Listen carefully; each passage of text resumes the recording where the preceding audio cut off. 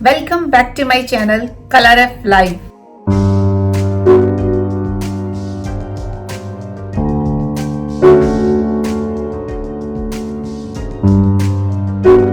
आज का टॉपिक है कॉस्ट ऑफ लिविंग।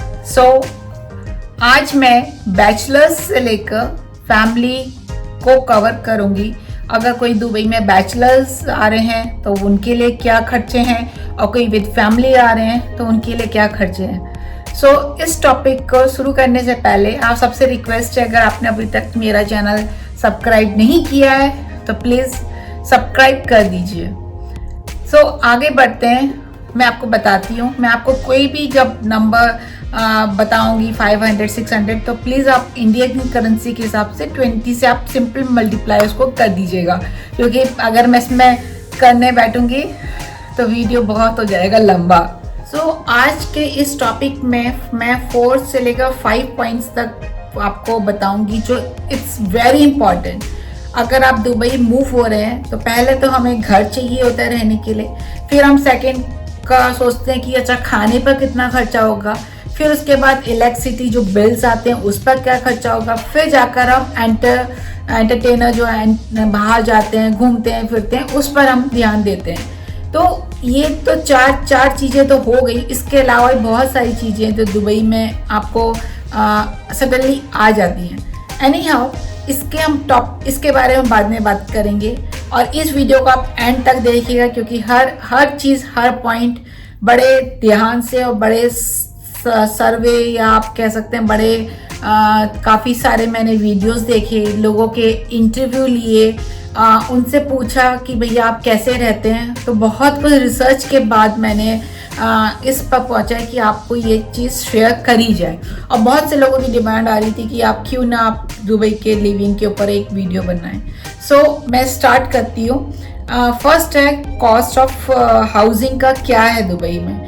देखिए, अगर आपकी सैलरी 5000 है तो पहले तो आप बैचलर हो। हम लोग उसमें क्या होता है कि यहाँ पर दुबई के कुछ एरियाज ऐसे हैं, जैसे उसमें सतवा ले लीजिए, करामा ले लीजिए, या आप थोड़ा दुबई से बाहर जाएंगे तो शारजा अलनादा, इस तरह के जो एरिया हैं जो थोड़ा दूर पड़ते हैं, बट वहाँ पर आपको कंपेयर टू दुबई थोड़ा चीप पड़ेगा, लेकिन आना जाना कुछ ज़्यादा प्रॉब्लम नहीं है। 1 घंटे में लोग अप एंड डाउन कर लेते हैं, तो यहाँ पर उसका कोई प्रॉब्लम नहीं है। बहुत सारे लोग दुबई से अबू धाबी या दुबई से शारजा अप एंड डाउन करते हैं, क्योंकि शारजा अल नादा इस एरिया में जो हाउसिंग कॉस्ट है वो थोड़ा डाउन है। मैं आपको बता दूं कि अगर आप 1 बेडरूम घर ढूंढ रहे हैं तो 1 बेडरूम आपको 25 से लेकर 30,000 दराम तक का मिलेगा। This is a year, not a month, this is a year.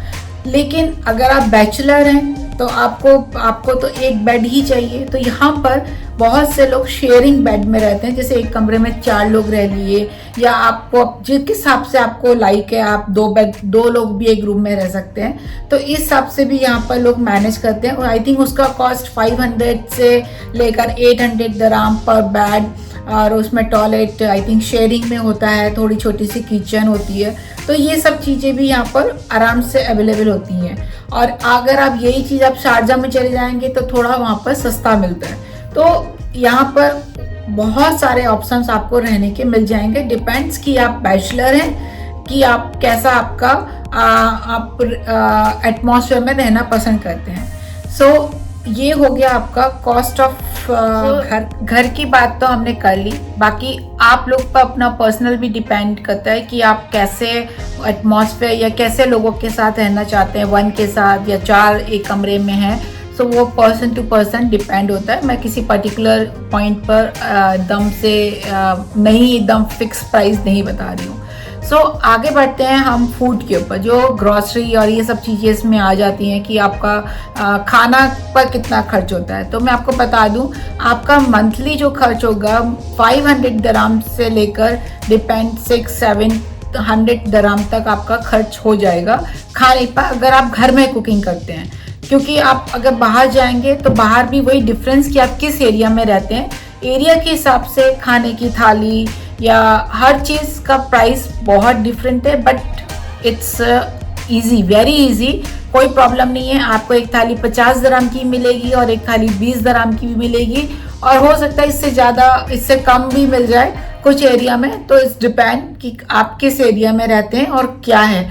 तो आप अपना रहने का जब रिसर्च कर रहे हैं तो आप ये सब चीज़ें भी ध्यान में रखिएगा कि वहाँ पर आसपास ग्रोसरी की कैसे फैसिलिटी है, किस टाइप से लोग रहते हैं। तो मैंने देखा है जब बैचलर्स लोग जिस एरिया में रहते हैं तो वहाँ पर खाने के ऑप्शंस बहुत बहुत चीप होते हैं, क्योंकि उसी हिसाब से सराउंडिंग वहाँ पर सारा कुछ सेटअप होता है। सो आप लगा लें कि 500 से 600-700 मंथ में आपका आराम से ग्रोसरी का ये सब चीज़ें हो जाएंगी। अब हम चलते हैं कि चलिए आपका घर हो गया, खाना हो गया, उसके बाद आपको उसके साथ आपको इलेक्ट्रिसिटी और आपको इंटरनेट, जब आप आएंगे तब फ़ोन और आपको नंबर और इंटरनेट भी लेना पड़ेगा। सो इंटरनेट, इन सब पर आप अगर रफली खर्चा लगा लें तो 200 दराम पर मंथ का आप लगा लें कि आपका इंटरनेट का खर्चा आप करेंगे। इसके बाद मैं आपसे बात करती हूँ 4th नंबर पर, जो है कि अगर सपोज आप कहीं पर दुबई से बाहर, दुबई में जॉब करते हैं, दुबई से बाहर रहते हैं, तो आपको आने जाने में भी थोड़ा खर्चा लगेगा। वैसे तो यहाँ पर ट्रांसपोर्ट बहुत बढ़िया है दुबई में, मेट्रो से लेकर, बसेस से लेकर, टैक्सी से लेकर, ऊबर से लेकर हर ऑप्शन आपको मिल जाएंगे। डिपेंड करता है कि आपकी पॉकेट कितनी अलाउ करती है। अगर आपके पास आप थोड़ा बजट टाइट है तो आप मेट्रो या उससे चल सकते हैं। मेट्रो का एक नोबल कार्ड बनता है जिसमें आई थिंक आप मिनिमम कुछ 200 से 500 दराम तक उसमें आप रख सकते हैं, और एक जर्नी का आपको 3 से लेकर 6 दराम तक, वो डिपेंड करता है जोन बाय जोन आप कितना क्रॉस करते हैं उस हिसाब से होता है। तो वो सबसे चीपेस्ट वाला है, बस एंड मेट्रो तो सबसे चीप है। हाँ, टैक्सी आपको ज़रूर महंगी पड़ेगी दुबई में, तो उसमें आप कर लें, आप मैक्सिमम 500 लगा लें अगर आप रोज़ अप एंड डाउन कर रहे हैं दुबई, और वो भी आप किस जोन में कर रहे हैं तो उसका आपको फ़र्क पड़ेगा। सो बेसिकली आप अगर टोटल अगर इसमें देखा जाए तो आपकी अगर 5000 दराम की सैलरी है दुबई में, तो आप 3,500 से 4,000 दराम तक आराम से आप रह सकते हैं। उसमें खाना पीना सब कुछ हो गया, आपके 1000 दराम बच जाते हैं जो आप अपने लिए आप सेव कर सकते हैं, अपने फैमिली को आगे उसको फॉरवर्ड कर सकते हैं। इसमें जो मैंने टॉपिक्स कवर नहीं करे या जो मैंने पॉइंट्स कवर नहीं करे वो हैं जैसे मेडिकल। वैसे तो जब आप दुबई में आते हैं, जिस कंपनी के लिए आप काम करते हैं वो कंपनी आपको मेडिकल देती ही देती है, लेकिन फिर भी डिपेंड करता है कि आपका किस तरह का मेडिकल है, क्योंकि जिसकी 5,000 सैलरी है तो उसका मेडिकल भी थोड़ा लो होगा।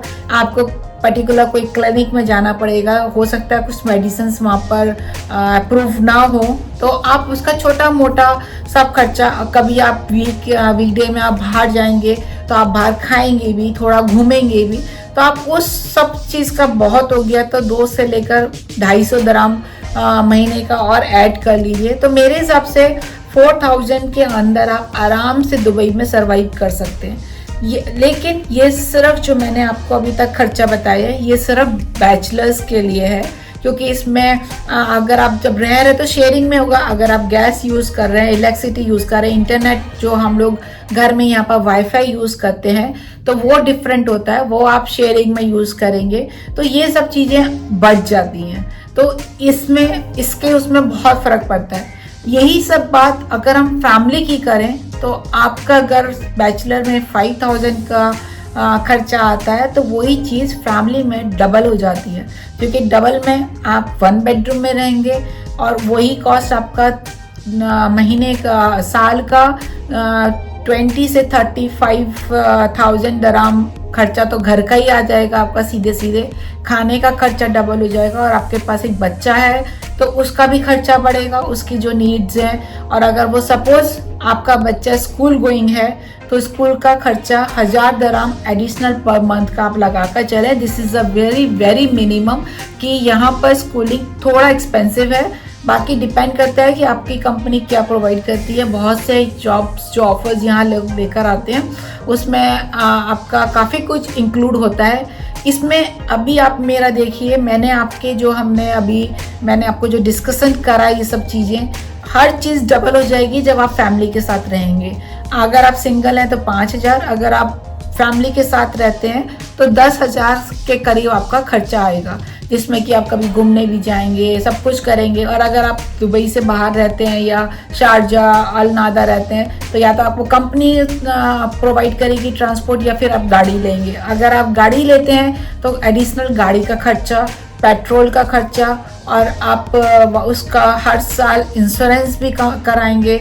यहाँ पर हर साल इंश्योरेंस होता है जिसमें थ्रोली आपकी गाड़ी चेक होती है, सब कुछ होती है, वो सब चीज़ें भी आपका उसमें काउंट होता है। सो इट्स डिपेंड कि आपका क्या क्या फैमिली मेम्बर्स के हिसाब से आपका डिफरेंट है।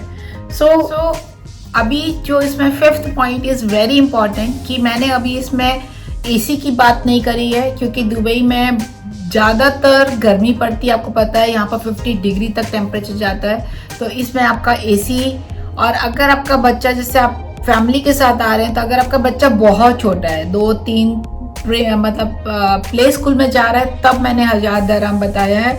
अगर आपका बच्चा बड़ा है तो वही कॉस्ट आपकी बढ़ जाती है स्कूलिंग की, क्योंकि यहाँ पर मिनिमम जो स्कूल की फीस ईयर की है 30,000 से लेकर 70-80,000 तक होती है, जिस डिपेंड करता है कि आप किस स्कूल में बच्चे को डालते हैं। सो आप जब भी अपना कोई भी प्लान दुबई के लिए करें तो आप वो सोच कर चलिएगा कि कंपनी आपको क्या प्रोवाइड कर रही है और आप कितने मेंबर्स आ रहे हो। लेकिन बहुत सी फैमिलीज ऐसी होती हैं जिसमें अगर फैमिली आ रही है तो उसमें सिर्फ एक बंदा नहीं, दोनों बंदे कमाने वाले होते हैं। तो वो अगर एक बंदा 5,000 कमा रहा है तो दूसरा ही 5,000 कमा रहा है, तो आपका टोटल 10,000 हो जाता है। सो डिपेंड्स कि आप फैमिली मेम्बर्स अगर कितने हैं और किस हिसाब से सारे लोग कमा रहे हैं, तो उसके हिसाब से आपका लिविंग और कॉस्ट और लिविंग और स्टैंडर्ड डिफरेंट होगा।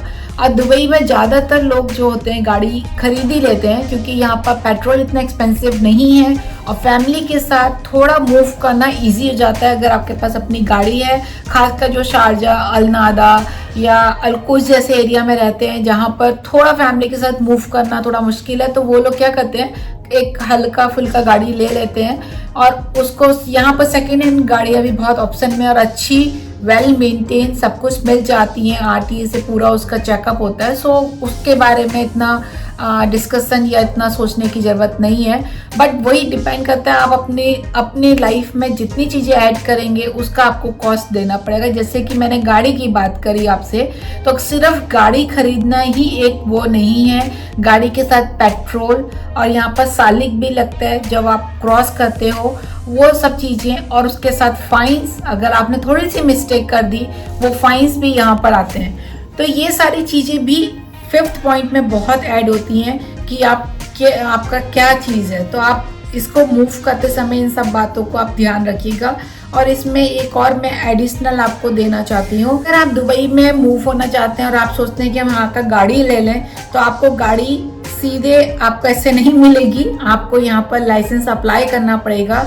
और लाइसेंस लेने के लिए भी बहुत महंगा है, यहाँ पर दुबई में आराम से लाइसेंस नहीं मिलता। इस पर मैं वीडियो एक अलग से बनाऊंगी कि how to apply licence and everything, और व्हाट इज़ द कॉस्ट, और कैसे मिलता है और क्या क्या उसमें स्टेप्स होते हैं लाइसेंस लेने के लिए। तो वो एक वीडियो अलग होगा क्योंकि ये वीडियो बहुत लंबा हो जाएगा।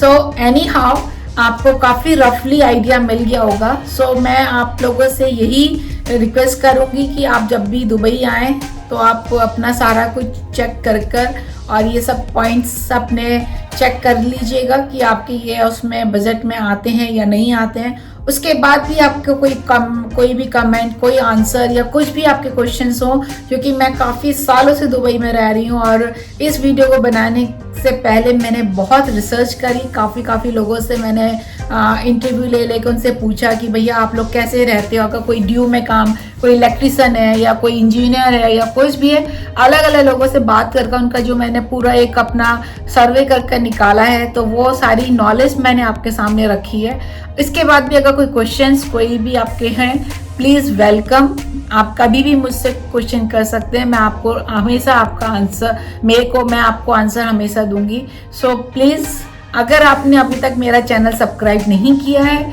तो सब्सक्राइब कर दीजिए, शेयर कर दीजिए, लाइक कर दीजिए, और जिन्होंने ऑलरेडी सब्सक्राइब कर रखा है उनको मेरा तहे दिल से थैंक यू, इतना सारा प्यार देने के लिए। एक नए वीडियो और नए एक अच्छी सी नॉलेज के साथ मिलते हैं, जब तक के लिए वी